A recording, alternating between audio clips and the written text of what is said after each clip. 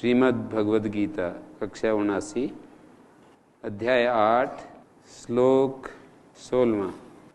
आ ब्रह्म भुवनान लोका पुनरावर्तिनो अर्जुन माम उपेत्य तु कौन्तेय पुनर्जन्म न विद्यते। हे अर्जुन, आ ब्रह्म भुवनात्, ब्रह्म से लेकर के, ब्रह्मा से लेकर, ब्रह्म का अर्थ है यहाँ ब्रह्मा, ब्रह्मा से लेकर के स्तंभ पर्यंत ये सारे लोग पुनरावर्ती हैं, बार बार आवर्तन स्वभाव वाले हैं। आ ब्रह्म भुवनात् भवन्ति अस्मिन् भूतानि भुवनम ब्रह्मलोक, ब्रह्मलोक से लेकर के सभी जितने भी लोक लोकांतर हैं वे सब पुनरावर्त स्वभाव वाले हैं। ये जो ब्रह्मांड है इसको ब्रह्मा नाम से भी कहा जाता है प्राचीन साहित्य में। ब्रह्मा एक चतुर्वेद विद को कहते हैं, और एक ये संसार का जो ये हमारे सामने सूर्य, चंद्रमा, पृथ्वी, तारे, ये जो एक सौर परिवार है, ये ब्रह्मा के रूप में देखा जाता है। इसको हिरण्यगर्भ भी कहते हैं, इसको प्रजापति भी कहते हैं, ये अलग अलग नामों से इसको पुकारते हैं। ब्रह्मा, प्रजापति, हिरण्यगर्भ, तो ये भी पुनरावर्तन वाले स्वभाव वाला है। ये अभी है, फिर चला जाएगा, फिर आएगा। ये अनंत इस तरह के सौर परिवार हैं, असंख्य सौर परिवार हैं इस ब्रह्मांड में। पूरा जो ब्रह्मांड देखेंगे तो एक पक्ष ये भी है कि जैसे हमारे शरीर बनते बिगड़ते रहते हैं, उत्पन्न होते हैं, और इन शरीरों की अलग अलग आयु होती है। जैसे कोई किसी का जीवन होता है, किसी जीव का जीवन कितना होता है 100 वर्ष, मनुष्य का सामान्य आयु 100 वर्ष है। किसी की आयु होती है 200 वर्ष, किसी की 300 वर्ष, 1000 वर्ष, किसी की 5 वर्ष, किसी की 20 वर्ष, किसी की 25 वर्ष। कोई 1 महीने के लिए होता है, कोई 1 सप्ताह के लिए होता है, कोई 24 घंटे के लिए होता है। अलग अलग जैसे आयु होती है सभी जीवों के शरीरों की, उसी तरह से ये जो ब्रह्मा का शरीर है इसकी आयु लंबी है। लगभग सूर्य की उम्र और पृथ्वी और सूर्य दोनों की उम्र को देखा जाए तो लगभग 4 अरब वर्ष है। अलग अलग जैसे शरीरों की उम्र का हिसाब किताब रहता है, ऐसे ही ब्रह्मा की जो आयु है वो लगभग 4 अरब वर्ष, 4 अरब 32 करोड़ ऐसा बताते हैं। तो आ ब्रह्म भुवनात्, आ शब्द तक अर्थ में आता है, अप टू, अंग्रेजी में अप टू इस अर्थ में आ शब्द का प्रयोग होता है। आ ब्रह्म भुवनात् लोका पुनरावर्तिनो अर्जुन माम उपेत्य तु कौन्तेय पुनर्जन्म। पीछे वाले श्लोक में भी ये कहा था, माम उपेत्य पुनर्जन्म दुःखालयम अशाश्वतम नाप्नुवन्ति महात्माना। महान आत्मा बनना पड़ता है यदि कोई व्यक्ति परम सिद्धि को प्राप्त होना चाहता है, करना चाहता है, तो उसको महान आत्मा वाला बनना पड़ता है। सामान्य आत्मा, एक महान आत्मा। सामान्य आत्मा वो होता है जो गुणों का जो प्रवाह है उसके अनुसार जो परिचालित होते हैं, गुणों की क्रियाओं के अनुसार, कभी सात्विक, कभी राजसिक, कभी तामसिक, सत्व रज तम, इन 3 गुणों का जो एक प्रवाह चलता रहता है, उसके अनुसार जो जीने वाले लोग होते हैं, प्राणी होते हैं, उन सबको सामान्य आत्मा कहेंगे। और महात्माना वे हैं जो हमेशा सत्व गुण में रहते हैं। सत्व गुण में वो रह सकते हैं जो त्रिगुणातीत अवस्था में पहुंच गए, कभी कभी बीच बीच में जो त्रिगुणातीत अवस्था में पहुंचने का सामर्थ्य रखते हैं, गुणों से पार जाने का जो सामर्थ्य रखते हैं, वे लोग ही केवल व्यवहार करते समय सत्व गुण में रह सकते हैं। नहीं तो असंभव है सत्व गुण में हमेशा बने रहना।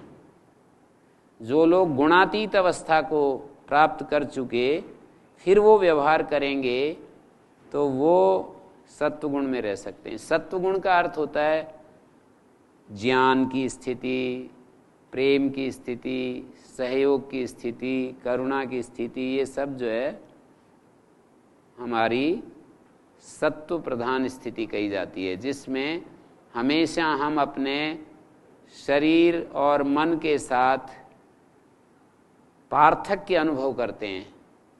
सामान्य स्थिति में शरीर और मन ही हमारा स्वरूप होता है, शरीर से अलग हमारे को कुछ प्रतीत नहीं होता है, शरीर ही हमारा स्वरूप होता है, अंतःकरण ही हमारा स्वरूप होता है। शरीर और मन से अलग कोई हमारा अस्तित्व है ऐसा हमें आभास नहीं होता है। तो ये समझने की बात है।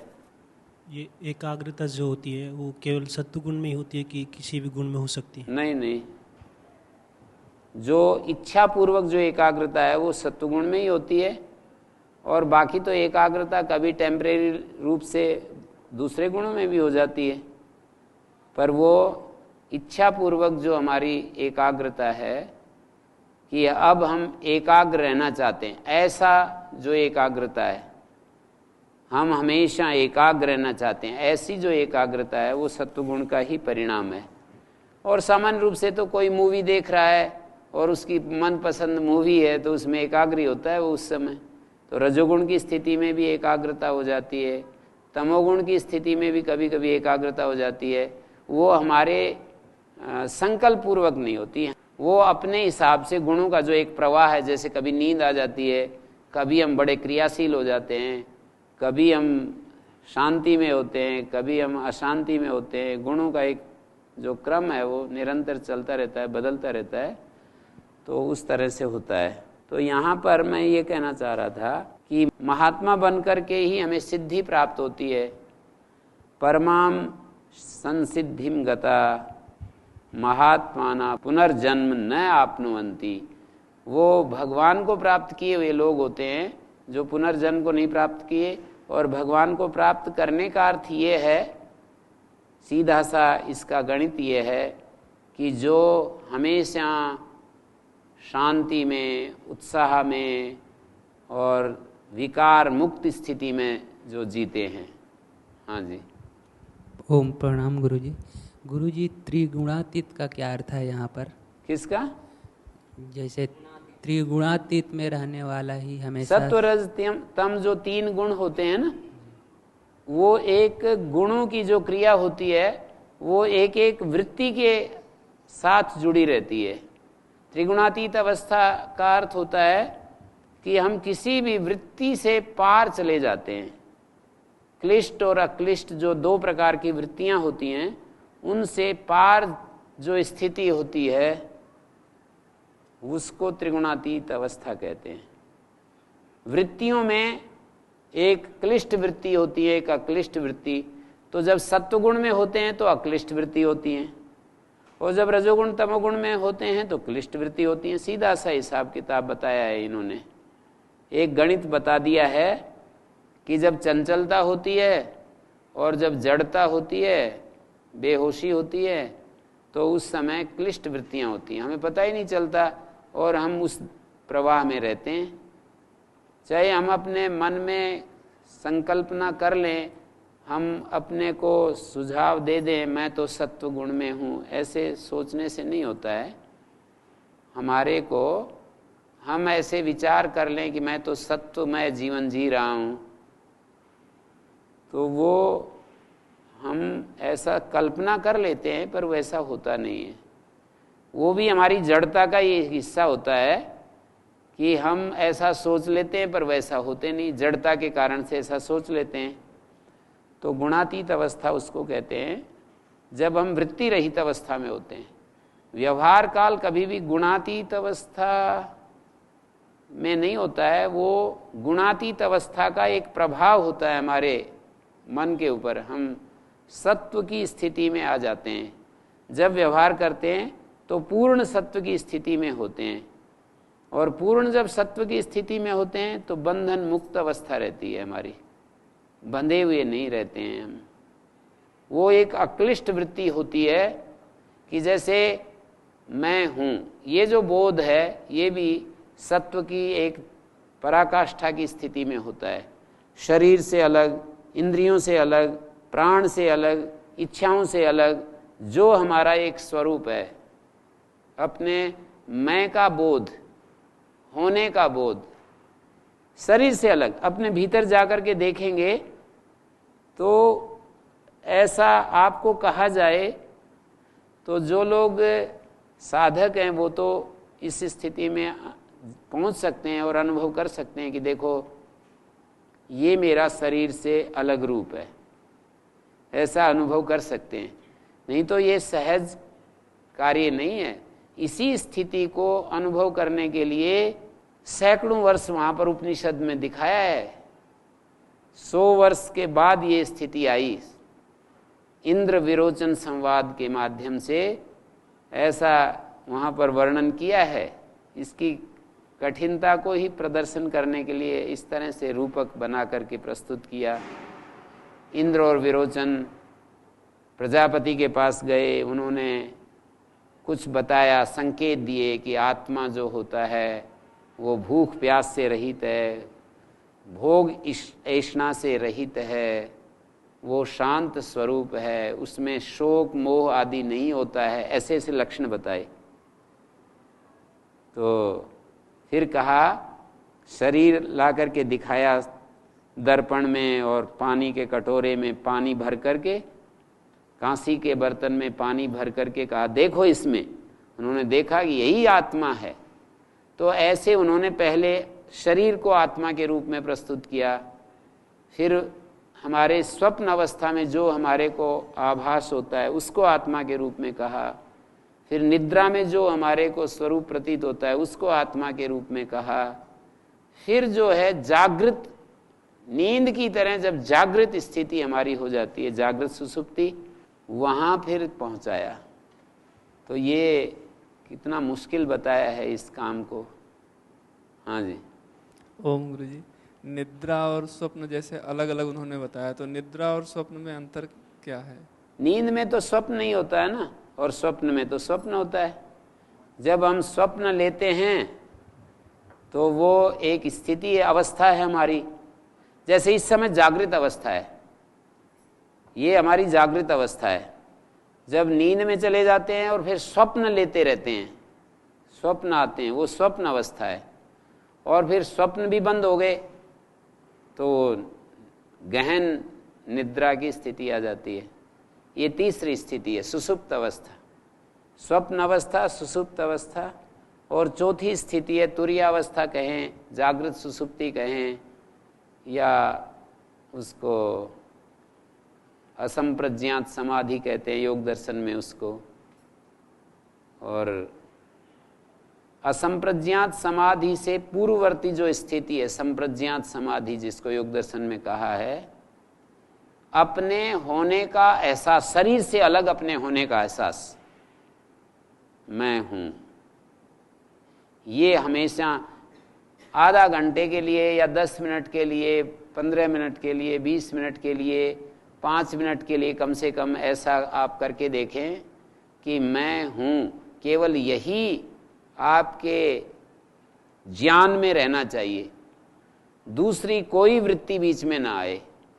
जैसे मैं हूं, इसके बीच में कुछ और याद आ जाता है, स्मृति वृत्ति आ जाती है, भूतकाल की कोई सुख दुख की जो स्मृति है, कटु स्मृति या मधुर स्मृति, वो बीच में आकर घुस जाती है मैं हूं के बीच में।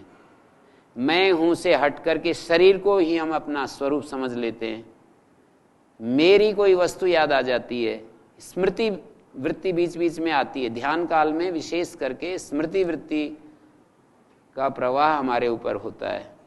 जब हम अपनी जागृत अवस्था को स्टॉप करते हैं और आंख बंद करके बैठेंगे तो स्मृति वृत्ति चालू हो जाती है। स्मृति वृत्ति भी 2 तरह की होती है। एक स्मृति वृत्ति होती है क्लिष्ट और एक अक्लिष्ट। जो भी वृत्तियां सुख दुख और मोहात्मक होती हैं वो सारी क्लिष्ट वृत्तियां होती हैं। सुख रूप में, दुख रूप में, जैसे हमारे को कोई दृश्य याद आया, वो स्थान बहुत अच्छा है, मैं तो वहीं जा कर के रहूँगा, तो ये क्लिष्ट वृत्ति है। क्लिष्ट वृत्ति है स्मृति के रूप में। मेरे को कोई भूतकाल की स्मृति आ गई, किसी व्यक्ति से मैं मिला था, उसने मेरा अपमान किया था, वो चीज़ याद आ गई, उस व्यक्ति ने बहुत अपमान किया, हमारी कोई गलती हमें याद आ गई, ये सब क्लिष्ट वृत्तियाँ हैं। तो क्लिष्ट वृत्तियाँ जब होती हैं तो या तो सुख मिलता है या दुख मिलता है उनसे, या मोह रूप होती हैं वो वृत्तियाँ। 3 रूपों में ही होती हैं, या तो उनसे हम सुखी होते हैं या दुखी होते हैं या मूड हो जाते हैं, बेहोशी जैसी स्थिति आ जाती है हम। तो ये क्लिष्ट वृत्तियाँ होती हैं। प्रमाण, विपर्य, विकल्प, निद्रा और स्मृति, इन 5 वृत्तियों में हम जीते हैं। और वे क्लिष्ट वृत्तियाँ हमारे को कभी प्रमाण वृत्ति, क्लिष्ट और अक्लिष्ट भेद से दोनों हो सकती है, विपर्य भी क्लिष्ट अक्लिष्ट, विकल्प भी क्लिष्ट अक्लिष्ट, निद्रा भी क्लिष्ट अक्लिष्ट होती है, स्मृति वृत्ति भी क्लिष्ट। 5 वृत्तियाँ क्लिष्ट और अक्लिष्ट होती हैं। ये जो ऐसा बोलते हैं कि प्रमाण वृत्ति में तो यथार्थ ज्ञान होता है, इसको क्लिष्ट अक्लिष्ट दोनों कैसे कह देते हैं? जब वो विवेक से रहित होती है प्रमाण वृत्ति, जैसे मैं अब किसी को देख रहा हूं, तो है तो ये प्रमाण वृत्ति, पर इस देखने में यदि मेरा राग जुड़ा हुआ है या द्वेष जुड़ा हुआ है तो यही क्लिष्ट वृत्ति होगी।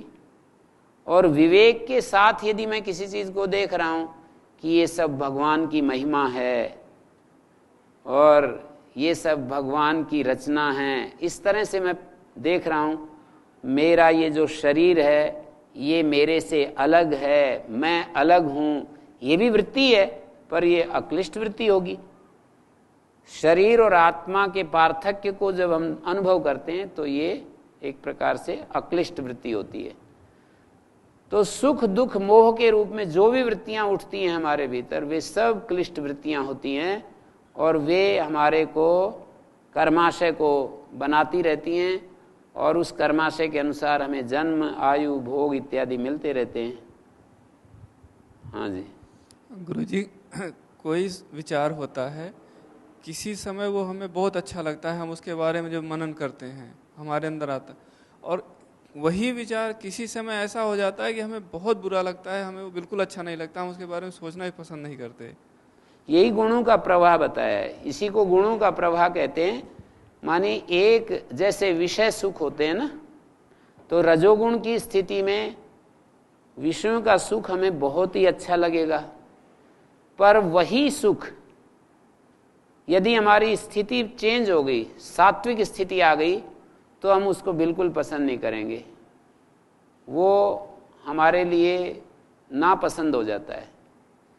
ये सब व्याख्याकारों ने ऐसा ही कहा है कि जब हम रजोगुण तमोगुण में होते हैं तब हमें अलग चीज़ें सुख देती हैं, सात्विक स्थिति में सुख अलग चीज़ों से मिलता है।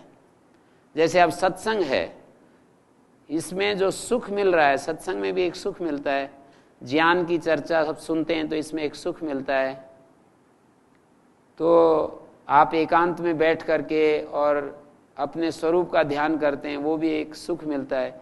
तो वो जो सुख है वो सत्व के कारण से मिलता है।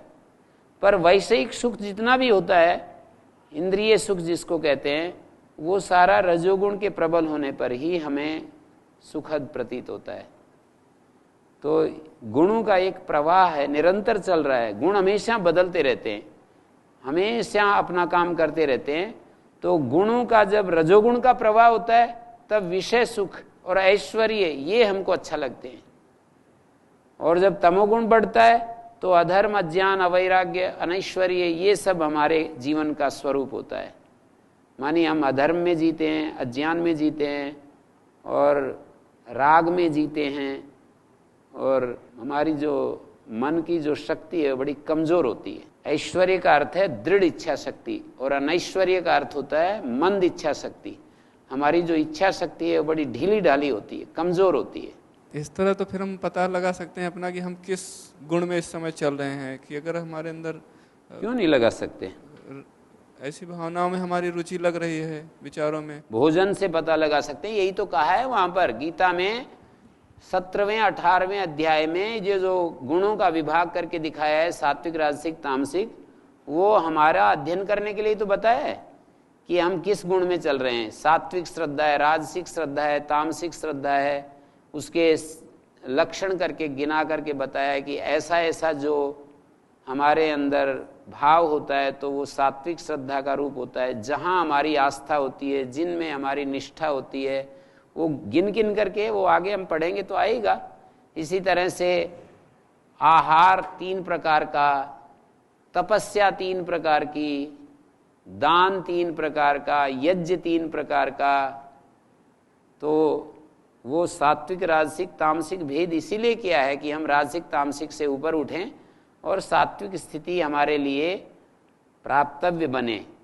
और त्याग 3 प्रकार का, सात्विक, राजसिक, तामसिक, जो हम त्याग करते हैं। त्याग का मतलब जो चीज़ें हम छोड़ते हैं, जैसे कि हम कोई किसी को दान देते हैं, हम अपनी ऊर्जा लगाते हैं, हम किसी काम को करने के लिए छोड़ देते हैं कि मैं ये काम नहीं करूँगा, तो उसको भी 3 भागों में बांट कर समझाया कि कभी वो त्याग हमारा सात्विक होता है, कभी राजसिक होता है, कभी तामसिक होता है। और कर्ता 3 प्रकार का होता है, सात्विक कर्ता, राजसिक कर्ता, तामसिक कर्ता। बुद्धि 3 प्रकार की होती है, धृति शक्ति 3 प्रकार की होती है, सुख 3 प्रकार का होता है, ज्ञान 3 प्रकार का होता है। तो इन गुणों के इस प्रवाह को हम अपने जीवन में देख सकते हैं। साधक पाठे पुस्तक में भी थोड़ा संकेत किया, एक लेख में, दृष्टस्य ही दोषस्य सुसुखा परिहार, उस लेख में आखिरी में जाकर के कुछ संकेत किया है कि जिन दोषों को हम देख लेते हैं उसका परिहार हो जाता है। तो हम गुण की परिवर्तित अवस्था को यदि हम देख सकें तो उसको भिन्न पथ में चला सकते हैं। ये तो बहुत अच्छी स्थिति है हमारी कि हम अपनी इच्छा के अनुसार गुणों को एक पथ देते हैं, नहीं तो ऐसा होता नहीं है। गुण अपने हिसाब से हमें चलाते हैं, गुणों को हम एक रास्ता नहीं दे पाते हैं। यही समस्या है ना, कि जो गुण हमारे को प्रभावी होता है वो हमको वैसे काम कराता है। जब हमारे को रजोगुण प्रभावी होगा तो हम इरिटेशन में आ जाते हैं, चिड़चिड़े हो जाते हैं, हमारे को मन बड़ा चंचल हो जाता है, कभी कुछ चाहता है, कभी किसी से बात करना चाहता है। ये सारे जो भी दुराचार, व्यभिचार, जो भी ये संसार में जो उलट पुलट काम होते हैं ना, वो सारा मन की चंचलता के कारण तो होते हैं। यदि मन हमारा शांत रहे तो उनको भी दिखता है कि इसके परिणाम ये ऐसे ऐसे होते हैं, पर वो अनियंत्रित हो जाता है व्यक्ति, उसके बस की बात नहीं रहती है, आउट ऑफ कंट्रोल। जैसे कोई गाड़ी ब्रेक फेल हो जाते हैं ना, तो ऐसी स्थिति होती है। बुद्धि, धृति और स्मृति, ये तीनों अपना काम करना छोड़ देती हैं। सही हमारी बुद्धि शक्ति, धृति शक्ति, स्मृति शक्ति सही काम नहीं करती हैं। इसको प्रज्ञापराध कहा है आयुर्वेद की भाषा में। और प्रज्ञापराध जो होता है वो सारे शारीरिक और मानसिक रोगों का कारण होता है। शारीरिक रोग और मानसिक रोग दोनों प्रकार के रोगों का कारण होता है प्रज्ञापराध। अर्थात बुद्धि सही सात्विक स्थिति में नहीं है, और धृति शक्ति हमारी विचलित हो गई है, वो भी सात्विक स्थिति में नहीं है, और स्मृति भी ठीक काम मौके पर याद नहीं आता है।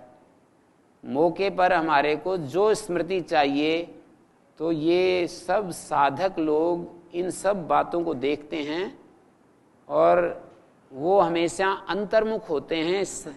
पहला काम जो करने का है व्यक्ति को, वो ये है कि विवेक को महत्व देना शुरू करे। जैसे एक होता है, मैंने कई बार कहा, विवेक, और एक होता है वैराग्य। विवेक को आदर देना शुरू कर दिया तो उसी का नाम तो वैराग्य, और क्या वैराग्य। यदि हमने विवेक को आदर देना शुरू कर दिया, विवेक तो दिखाता रहता है, विवेक एक प्रकाश का नाम है। विवेक हमको जबरदस्ती नहीं कराएगा कुछ भी, विवेक हम पर शासन नहीं करता है, विवेक तो पथ प्रदर्शन करता है, हमको जबरदस्ती नहीं चलाता है। विवेक हमारे सामने रख देता है कि ये ऐसा है, ये ऐसा है।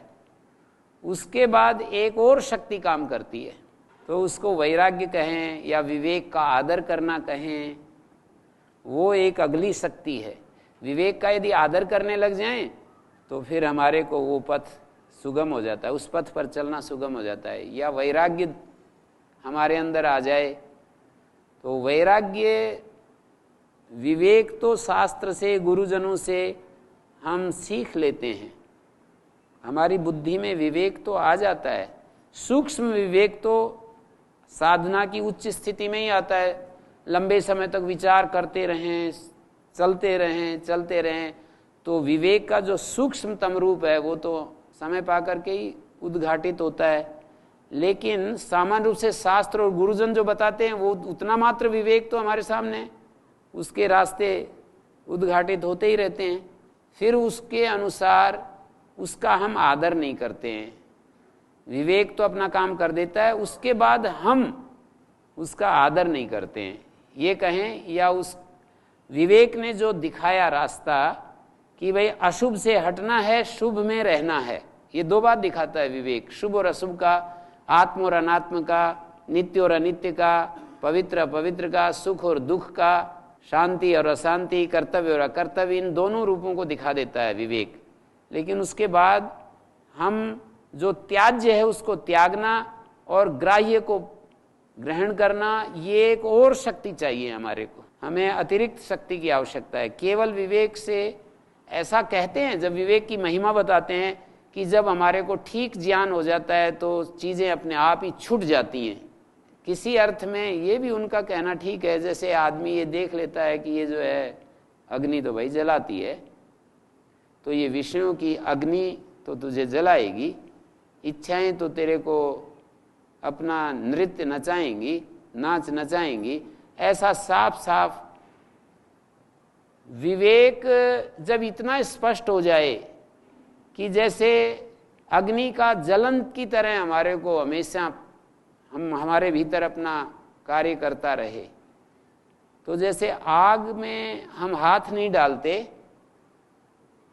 यदि यहाँ इस दृष्टांत को हम जीवन के प्रसंग में देखें तो वहाँ विषयों की आग जलाती भी है और विषयों की जो मधुरमा है वो हमारे को प्रभावित भी करती है। ये भी रहता है कि विषयों की आग है और जलाएगी, और ये भी रहता है कि इनमें कितनी मधुरता है, कितना मीठापन है, कितना मिठास है, कि हमारे को कितना सुख से भर देते हैं ये विषय, वो भी रहता है। तो ये दोनों रहते हैं। तो दोनों रहने के कारण से कभी इसकी शक्ति प्रबल रहती है, कभी उसकी शक्ति प्रबल रहती है, और जीवन ऐसे ही बस कभी रोते हुए कभी हंसते हुए ऐसे चलता रहता है। हमेशा हंसने वाला जीवन तो तभी होता है जब हमेशा विवेक जागृत रहे और हमेशा जो त्याज्य है उसका त्याग और ग्राह्य का ग्रहण ये बराबर बना रहे। ग्राह्य का ग्रहण और त्याज्य का त्याग सर्वदा चलता रहे, तो ही हम मुस्कुराते हुए जीवन जी सकते हैं, सदा हम हंसते खेलते हुए जी सकते हैं। तो ऐसी किन्हीं की इच्छा होती है तो इन्होंने बता दिया ना कि भाई ये माम उपेत्य तु कौन्ते या पुनर्जन्म न विद्यते, भगवान को प्राप्त होने पर फिर पुनर्जन्म नहीं होता है, बाकी तो ये सब चलता रहता है। इच्छाएं हमारी जब तक समाप्त नहीं होती, किस चीज़ की इच्छा करते हैं हम? अल्टीमेटली पदार्थ से सुखी होने की इच्छा, वस्तुओं से, व्यक्तियों से, संबंधों से, क्रियाओं से हम अपने को सुखी करने की तमन्ना लगाए रहते हैं कि भाई ये चीज़ हमारी पूरी हो जाए तो कितना अच्छा हो। सारे मानव समाज के ऊपर आप थोड़ा सा दृष्टिपात कीजिए, मनुष्य के अलावा तो जितने भी प्राणी हैं वो एक व्यवस्था के अनुसार चलते हैं। उनके अंदर वो सामर्थ्य नहीं होता है कि वो भूख लगी हुई है और भोजन उनके सामने है और वो उसका त्याग कर सकें, और उनके अंदर ये भी सामर्थ्य नहीं है कि भूख नहीं है और भोजन बहुत ही स्वादिष्ट सामने है। एक शेर ने पूरा पेट भर के बैठ गया और एक बड़ा अच्छा हरिण उसके सामने से गुजर रहा है, कभी भी नहीं उसके ऊपर अटैक करेगा। आराम से बैठा हुआ मस्ती में अपना काम करता रहेगा। हरिण, यद्यपि हरिण उसको देखकर डरेगा, वो एक अलग बात है, लेकिन वो अटैक नहीं करेगा। यदि वो तृप्त होकर के अभी पूरा भोजन प्राप्त करके और आराम से वो विश्राम कर रहा है, तो कोई हरिण उसके पास से गुजर रहा है, कोई बकरा गुजर रहा है, तो ये तो उदाहरण इसलिए दिए जाते हैं कि ये बहुत प्रिय है उसको, फिर भी वो अटैक नहीं करेगा। ये एक व्यवस्था है। मनुष्य दोनों काम कर सकता है, दोनों काम कर सकता है। पेट भरा होने पर भी वो खा सकता है और पेट खाली होने पर और भोजन सामने है उसको छोड़ सकता है। मनुष्य के अलावा किसी प्राणी में इतनी सामर्थ्य नहीं है कि भूखा होते हुए भोजन उपलब्ध है तो उसको छोड़ दे।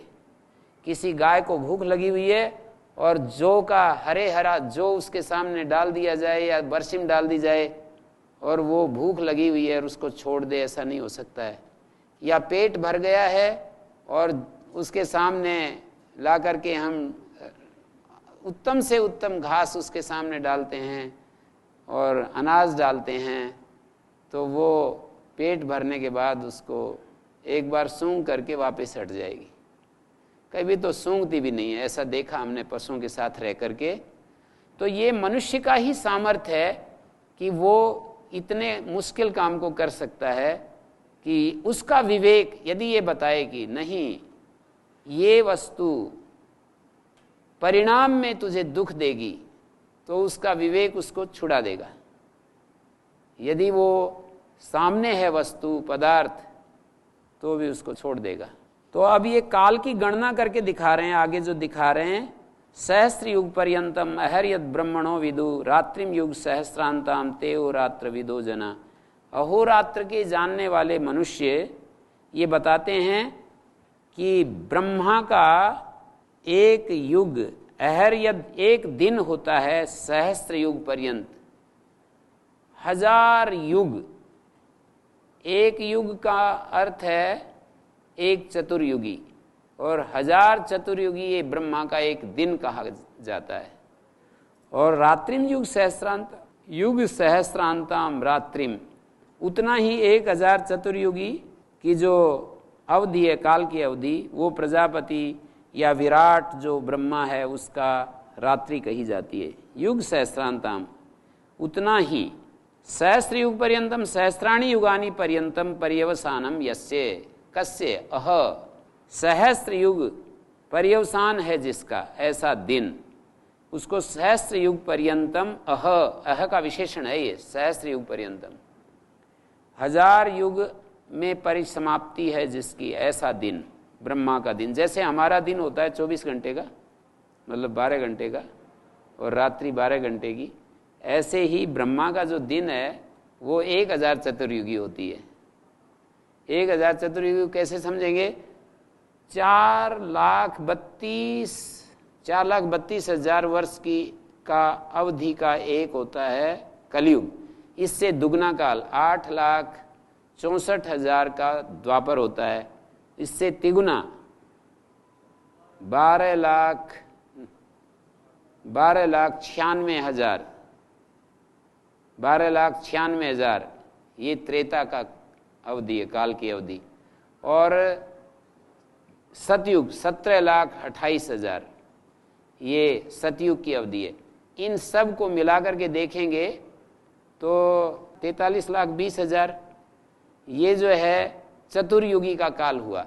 ऐसे ऐसे 1000 चतुर्युगी ये ब्रह्मा का दिन है, ऐसा बता दिया है। माने 4 जो युग हैं उसको यदि उसको जोड़ करके देखेंगे कि कितना समय की अवधि होती है, 4,32,000, 8,64,000, 12,96,000, 17,28,000, इस चारों को यदि जोड़ेंगे तो 43,20,000 होगा है। तो इसको फिर 1000 से मल्टीप्लाई करेंगे, 1000 चतुर्युगी होगा। रात्रिम युग सहस्रांताम अहर ते अहोरात्र विदो जना, अहोरात्र को जानने वाले। युग सहस्त्रांता माने युग सहस्त्र अंत में है, युग सहस्त्रांताम को हम ऐसे समास करेंगे, युग चतुर्युग सहस्त्राणाम अंते भवति ताम चतुर्युग सहस्त्रांताम, 4 युग सहस्त्र के बाद में होने वाली रात्रिम ताम रात्रिम विदु। सहस्त्रम युगानि पर्यंत अवसानम यस्य तद अह विदु युग सहस्त्रम अंतो यस्याह, युग सहस्त्र अंत में है जिसके उसको रात्रि कहते हैं। तो ये एक बात कही, अव्यक्ताद् व्यक्तया सर्वे प्रभवन्ति यह राग में। जैसे हमारा ये शरीर होता है ऐसे ये ब्रह्मा है, सूर्य, पृथ्वी और ऐसे ऐसे हजारों ब्रह्मा, लाखों और अनंत ब्रह्मा हैं।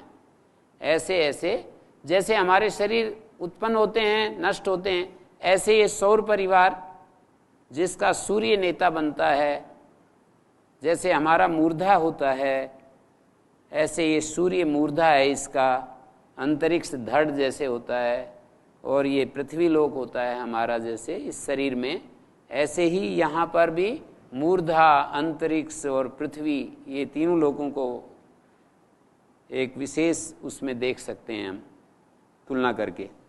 अव्यक्ताद् व्यक्तया सर्वा प्रबंधि, जब दिन का आगमन होता है, ब्रह्मा का जब दिन होता है तो पहले तो अव्यक्त अवस्था होती है, जैसे कि उस अव्यक्त अवस्था से सारी व्यक्तियां प्रकट होने लगती हैं, अभिव्यक्तियां, व्यक्तया माने अभिव्यक्ति, सर्वा प्रभवंती रात्र्याग में प्रलीयन्ते तत्रैव व्यक्त संजके। और जब रात्रि आती है तो ये सारी व्यक्ति अभिव्यक्ति जो दिखाई देती है ना, सारी अव्यक्त में चली जाती है। इतना ये सारा ब्रह्मांड अव्यक्त में चला जाता है और ये सारा ब्रह्मांड फिर व्यक्त हो जाता है। जैसे हमारे शरीर कितनी सूक्ष्म अवस्था से और ऐसे विशेष अवस्था में आ जाते हैं, तो ऐसे ही ये कह रहे हैं कि ये सारा प्रपंच जो है रात्रि आग में प्रलीयन्ते तत्रैव, रात्रि के आगमन में उसी अव्यक्त में ये लीन हो जाते हैं। भूतग्रामा सएवायम भूत्वा भूत्वा प्रलीयते, ये भूतों का जो समूह है, भूत समुदाय, ग्राम का अर्थ है समुदाय, स्थावर और जंगम लक्षण जो पहले कल्प में जैसा था वो कुछ अलग नहीं होता, वैसा ही बिल्कुल। जैसे शरीर हमारे नष्ट हो जाते हैं तो दूसरी बार फिर वैसा ही एक शरीर पैदा हो जाता है, कुछ अलग थोड़ी शरीर पैदा होते हैं, थोड़े बहुत लक्षण ऐसे ऐसे। तो यहाँ पर भी कोई पहाड़ पर्वत आदि कुछ थोड़ा थोड़ा मामूली डिफरेंस हो सकता है, कहीं पर बहुत बर्फीले पहाड़ हैं, कहीं पत्थर ही पत्थर हैं, कहीं वृक्ष ही वृक्ष ज़्यादा हैं। ऐसे जैसे मनुष्यों की बनावट में थोड़ा थोड़ा अंतर हो सकता है, तो ऐसे सामान्य इस सृष्टि की रचना में मूल अंतर नहीं होगा। जैसे मनुष्य का सिर, नाक, कान, हाथ, पैर जैसे दिखाई देते हैं, तो ऐसे ही भूतग्रामा सएवायम भूत्वा भूत्वा प्रलीयते, ये भूत समुदाय वही जो कि पहले कल्प में था, पूर्वस्मिन कल्पे आसीत् सएवयम नान्यो भूत्वा भूत्वा पुनरहराग में प्रलीयते, पुनः पुनः रात्रि आग में, और रात्रि के आगमन में अवश्य होकर के प्रभवती अहराग में। ये पहला जो रात्रि आग में है ना, ये पहली पंक्ति उसके साथ जुड़ जाएगी।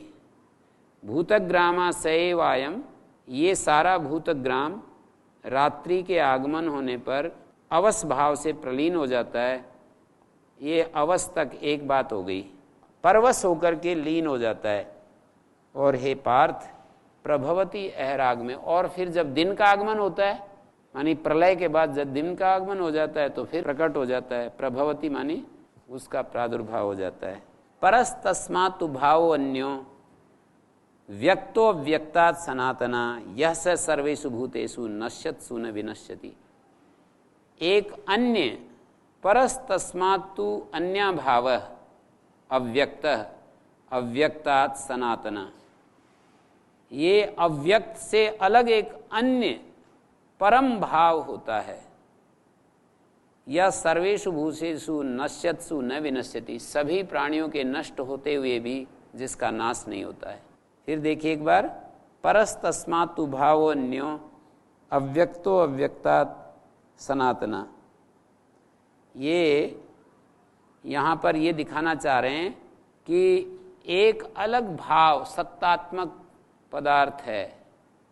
परस तस्मात् अन्य भाव, एक उत्कृष्ट भाव सत्ता रूप पदार्थ है जो अव्यक्त है, सनातन है और इस अव्यक्त से भी अलग है। जैसे ये एक जगत है और इसका एक अव्यक्त रूप है, उस अव्यक्त से एक और अलग सनातन अव्यक्त है जो इससे भी अलग उसका अस्तित्व है। सर्वेषु भूतेषु नश्यत्सु स न नश्यति, उसको आत्मा कहते हैं, उसी को ब्रह्म तत्व कहते हैं, जो इन सब के नष्ट होने पर भी उसका नाश नहीं होता है। परस्तस्मात्तु, परो मानी व्यतिरिक्त है, भिन्ना, पूर्वोक्त अव्यक्त अक्षर से, जो अव्यक्त अक्षर है उससे अलग एक भाव है, अक्षराख्य परम ब्रह्म के रूप में एक भाव है। जैसे वहाँ पर 8वें अध्याय के आरंभ में, इसी अध्याय के आरंभ में कहा था ना कि ये ब्रह्म क्या है। पहला ही प्रश्न ये था कि ये ब्रह्म क्या है, तो उसका उत्तर दिया था अक्षरम ब्रह्म परमम। ये जो परम अक्षर है उसी को ब्रह्म कहते हैं। अध्यात्म क्या है, स्वभाव अध्यात्म उच्यते, तो यहाँ पर उसी परम ब्रह्म की तरफ इशारा है। जो भाव अन्य कह रहे हैं ना, अव्यक्त है, सनातन है, अन्य भाव है, वो परम जो ब्रह्म है उसी की तरफ इशारा कर रहे हैं। परस्तस्मात् भाव अन्यो अव्यक्त है, सनातन है, अव्यक्त, अव्यक्तात्, इस अव्यक्त से ये दो अव्यक्त हो गए, एक व्यक्त हो गया, एक अव्यक्त हो गया, एक और अव्यक्त हो गया। तो ये व्यक्त जगत हुआ और इस व्यक्त जगत का जो कारण है वो अव्यक्त हुआ, और उससे अलग एक और अव्यक्त है, सनातन है, सदा है, वो कभी भी उसका अभाव नहीं होता है। उसको पर भाव कहा है, उसको उससे भिन्न एक भाव कहा है। इसको प्रकृति कहते हैं, जो एक अव्यक्त है। हमारे इस व्यक्त जगत का मूल जो है उसको प्रकृति कहते हैं, और उससे एक अलग भाव है। सब भूतों के नष्ट होने पर भी वो नष्ट नहीं होता है।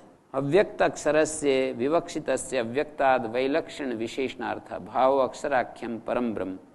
ये जो परम ब्रह्म है, जो अक्षर के रूप में हमारे सामने सदा है, सदा मौजूद है, वो ये सब परिवर्तन होता रहता है पर उसमें कोई परिवर्तन नहीं होता। ये सब नष्ट होते हैं, वो नष्ट नहीं होता है। वो सनातन है, सनातन का अर्थ चिरंतन होता है। ये सारे लोकांतर नष्ट होते रहते हैं पर वो नष्ट नहीं होता है। अव्यक्तो अक्षरा इत्युक्त तम आहु परमाम गतिम, उसको जो है अव्यक्त अक्षर कहते हैं, उसी को परम गति कहते हैं।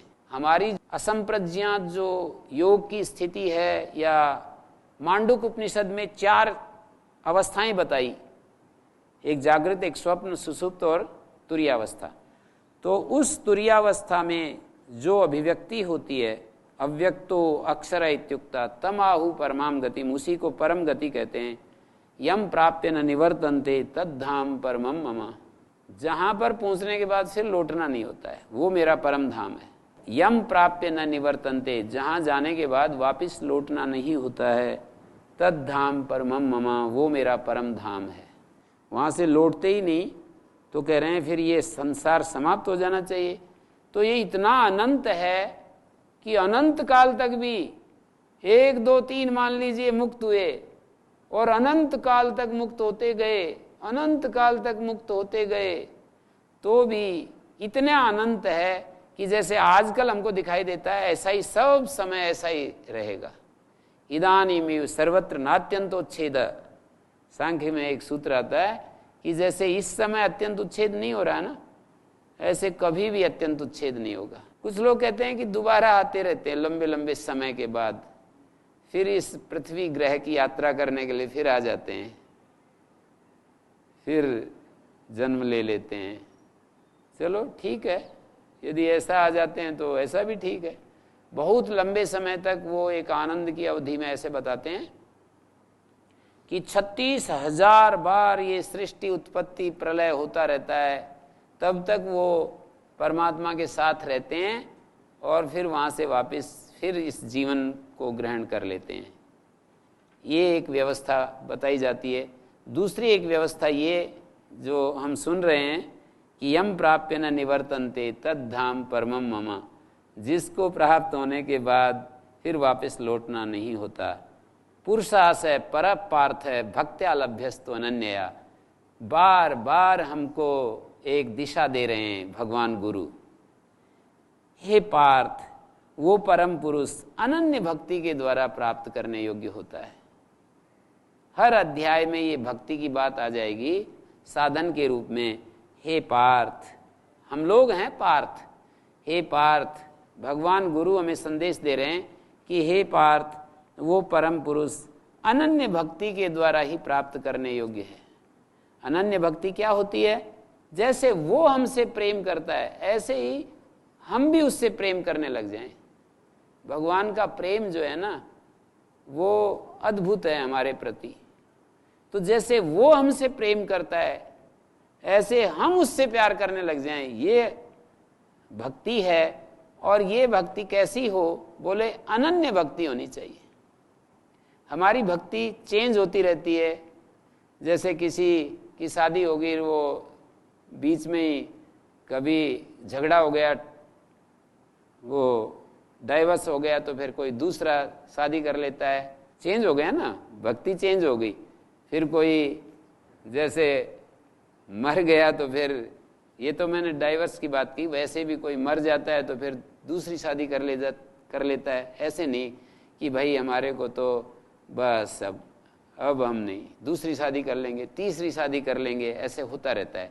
भक्ति चेंज होती रहती है, मित्र चेंज होते रहते हैं और संबंध चेंज होते रहते हैं, और जो वस्तुएं होती हैं उनको बदलते रहते हैं। एक गाड़ी थोड़ी पुरानी हुई तो दूसरी खरीद लेते हैं, कोई मॉडल अच्छा आया तो उसको खरीद लेते हैं। हमारी भक्ति बदलती रहती है संसार में। पर ये ऐसी अनन्य भक्ति होनी चाहिए कि जो कभी भी बदले नहीं, कभी भी टूटे नहीं, कभी भी खंडित ना हो। ऐसी भक्ति के द्वारा वो प्राप्त होता है। यस्यन्तस्थानि भूतानि येन सर्वमिदं ततम्। वो पुरुष अनन्य भक्ति से प्राप्त होता है। हमारी प्रीति जिससे कभी खंडित ना हो, हमारी प्रीति सदा उसके साथ जुड़ी रहे। जैसे एक माँ का उदाहरण दे सकते हैं। जब वो बेबी होता है माँ के पास, जब छोटा बच्चा होता है, तो जैसे उसका ध्यान होता है बच्चे के साथ, जैसे एक गाय होती है उसका बछड़ा होता है, उसको उदाहरण रूप में रख सकते हो। जैसे वो हमेशा उसको देखना पसंद करती है, साथ रहना पसंद करती है, ऐसे हमारी मन की स्थिति यदि उसके साथ हो तो वो अनन्य भक्ति कहलाती है। दूसरा कभी भी उससे प्रियतम हमको कोई दुनिया में लगे नहीं तो वो अनन्य भक्ति कहलाएगी। उससे ज्यादा प्रिय, उससे ज्यादा महत्वशाली, उससे ज्यादा हमारा प्रेमास्पद कोई हमें दूसरा प्रतीत ना हो तो वो अनन्य भक्ति होती है। ये यस्यन्तस्थानि भूतानि, जिसके भीतर सारे भूत हैं, येन सर्वमिदं ततम्, जिसने ये सब कुछ को व्याप्त कर रखा है, वो पुरुष अनन्य भक्ति से हमें प्राप्त हो जाता है। प्राप्त होने का अर्थ है कि हमें उसकी अनुभूति होती रहती है। जैसे कि अभी हमें शरीर की अनुभूति होती है, ऐसे देखेंगे तो ऐसे भी अनुभूति होती है, और जो दर्पण के सामने खड़े होते हैं तो हाँ, व्यायाम करते समय हम देख देख करके करते हैं ना। नव युवा जो होते हैं, युवावस्था में दर्पण के सामने ही खड़े रहते हैं।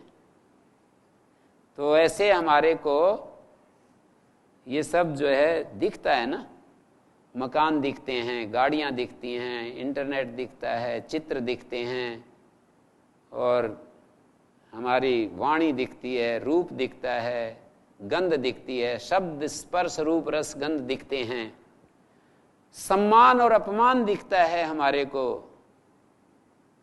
पावर दिखती है, हमारे हाथ से पावर जाती हुई दिखती है, आती हुई दिखती है, सब चीजें दिखती हैं। पर वो प्रभु हमें नहीं दिखता है कभी। उसके बारे में सुनते हैं हम, वो नहीं अनुभव होता है। यदि उस सुने हुए के प्रति हमारा अनन्य विश्वास हो जाए तो भी वो अनन्य भक्ति में ही आएगा। चलो हम नहीं जानते उसको, लेकिन उस सुने हुए में हमारा पूरा यदि विश्वास हो जाए तो भी वो अनन्य भक्ति में ही आएगा कि भाई वो इतना महिमाशाली है और ये जो सुनाने वाले हैं ये बिल्कुल सच्चे व्यक्ति हैं, ऐसा यदि हमारा भाव बन जाए तो भी वो अनन्य भक्ति में ही आएगा। जिसके भीतर सारे भूत हैं, जिसको सब में रमा हुआ है, ईशावास्यमिदं सर्वम, उसी को इन्होंने ये प्रकारांतर से कह दिया, यस्य अंतस्थानि भूतानि येन सर्वम इदम ततम यत्र काले त्वनावृत्तिम आवृत्तिम चैव योगिना। आगे ये कह रहे हैं, अब एक बात कह दी, अब दूसरा एक प्रकरण चल रहा है। जिस समय में योगी आवृत्तिम अनावृत्तिम वापिस लौटते हैं नहीं लौटते हैं, मानी पुनर्जन्म के लिए, प्रयाता यान्ति तम कालम वक्ष्यामि भरतरसभा। हे भरत श्रेष्ठ, अब मैं उस काल की व्याख्या कर रहा हूं, उस काल का वर्णन कर रहा हूं जिस काल में अनावृत्ति और आवृत्ति होती है। अनावृत्तिम यान्ति, अनावृत्ति को प्राप्त हो जाते हैं, आवृत्तिम वा यान्ति, या आवृत्ति को प्राप्त हो जाते हैं, उस काल को बता रहा हूं, हमारे सामने रख रहे हैं। तो ये यही बताएंगे आगे सिंबॉलिक रूप से कि भाई प्रकाश की स्थिति में यदि हम शरीर छोड़ते हैं तो हमारा अनावृत्ति हो जाती है, फिर हमारे को जन्म नहीं लेना पड़ता।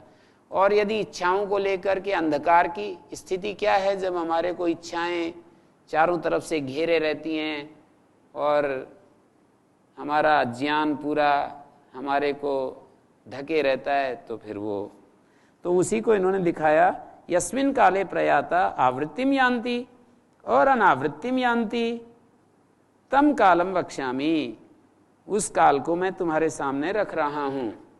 अग्निर्ज्योति, सिंबॉलिक रूप से एक वर्णन कर दिया, अग्निर्ज्योतिरः शुक्ला षण्मासा उत्तरायणम, 6 बातें गिनाई। तत्र प्रयाता गच्छन्ति ब्रह्म ब्रह्म विदो जना, ब्रह्म को जानने वाले ब्रह्म को प्राप्त हो जाते हैं।